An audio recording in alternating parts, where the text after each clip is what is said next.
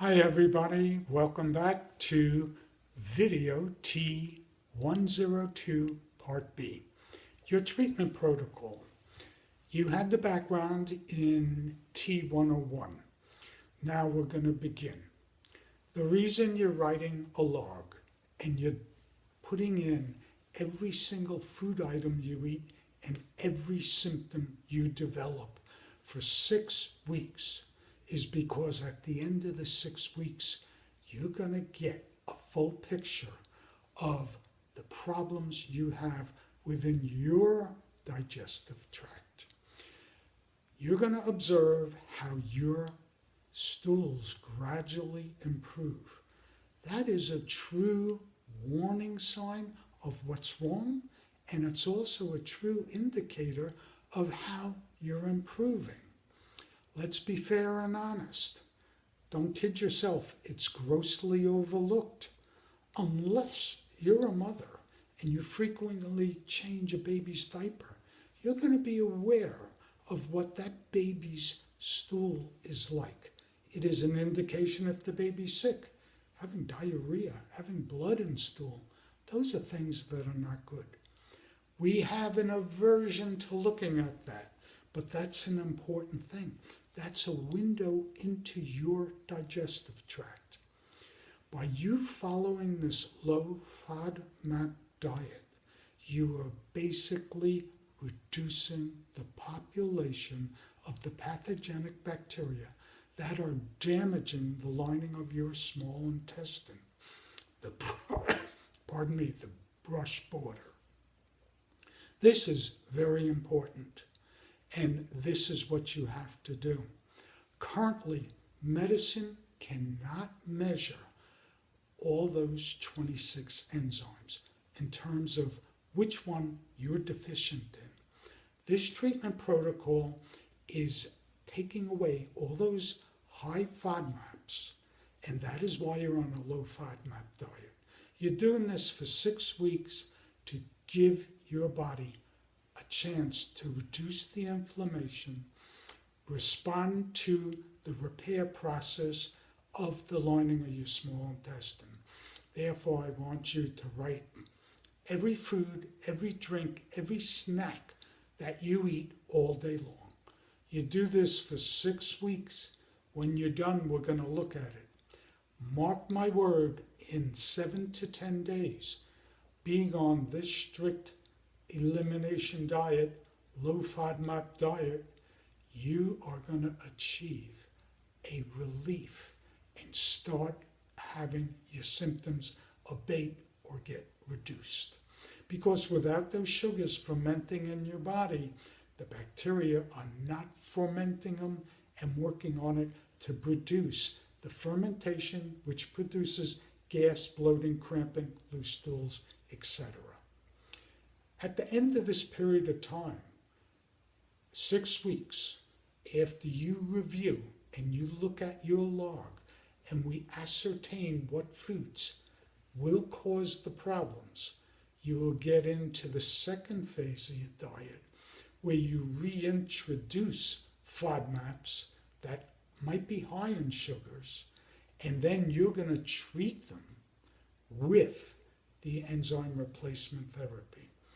During this first phase, I strongly suggest you take the enzymes. The enzymes will help reduce any sugars that appear in foods within your small intestine. This is your goal, to achieve the repair process of your intestine. How did I find all this out? I formulated based on seeding my theory with the treatment protocol for celiac disease. I don't want to get into it because it's very complex for you, but it is an autoimmune disease. And if you have any gluten at all, it destroys your brush border. It can take 2 to 5 years to repair that. There are no drugs or pharmaceuticals to do that repair process.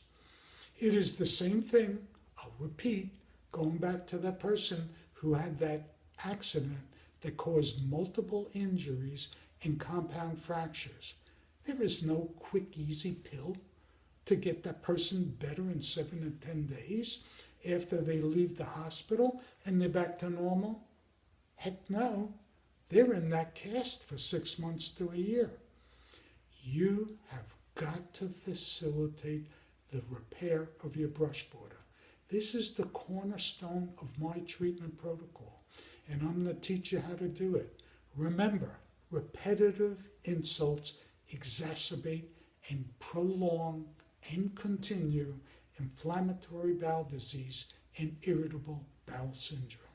So for the next 6 weeks, I want you to take those 2 enzymes, and I want you to practice logging in, writing down all your stools, their frequencies, consistencies, the amount of times, the foods you eat, you drink, you snack on.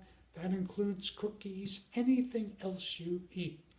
And I strongly advise you to avoid all those high FODMAPs. Those are the fermentable, oligio, monosaccharide, a disaccharide one. If I do it in order, FODMAP, FODMAP, fermentable, oligio, monosaccharide, disaccharide, and polyols. Those are in multiple foods, which are garlic, onions, peaches, tomatoes, cherries, avocados. I could go on, watermelon. You have to avoid them for 6 weeks. Look, now I can eat, but then I couldn't when I was sick. You're going to eventually be in my shoes. I spent the time allowing my body to repair, and I don't want you to go the route of Muhammad Ali went, because those repetitive blows to his brain caused those damages. And you could eventually end up with ulcerative colitis, even Crohn's disease, other inflammatory bowel diseases. This is a progressive, prolonged disease.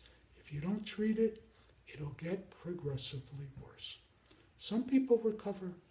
It's a luck of the draw. It's a roll of the dice.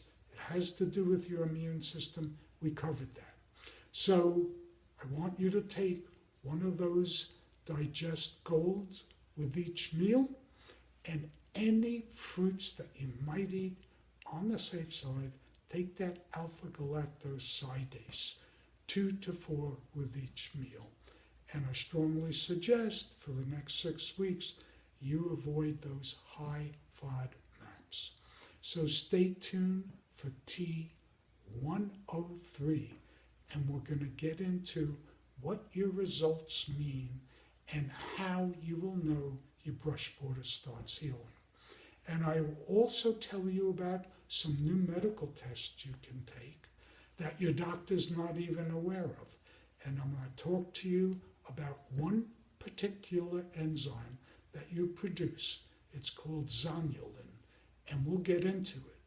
And that particular enzyme can prevent what is called leaky gut syndrome. There's a lot of material here, and I will guarantee you a majority of this your gastroenterologist really doesn't know, particularly a general practitioner. So please come back for T103. You're on your way.